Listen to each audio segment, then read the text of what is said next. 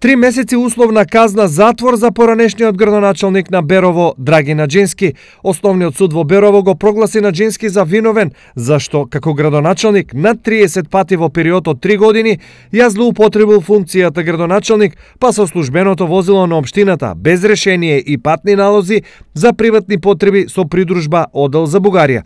При донесувањето на пресудата, земени се предвид изјави на сведоци, лично признание на Наџински, како и евиденција за влез и излез од граничниот премин. Дополнително, самиот Наџински ја признал вината и се откажал од правото на жалба по однос на пресудата, доколку таа предвидува условна, а не ефективна казна затвор. Условот кој судот му го постави на Наџински е во наредните 3 години да не стори ново кривично дело. Дополнително и се сугерира на општината одштетата за приватните патувања со службеното возило на Наџински да бара во граѓанска постапка нешто за што тужба веќе се подготвува.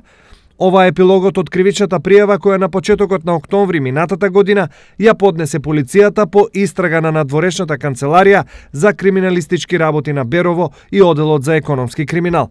Инаку, Драги Наџински функцијата градоначалник на Берово ја вршеше во 2 мандата, од 2009 до 2017.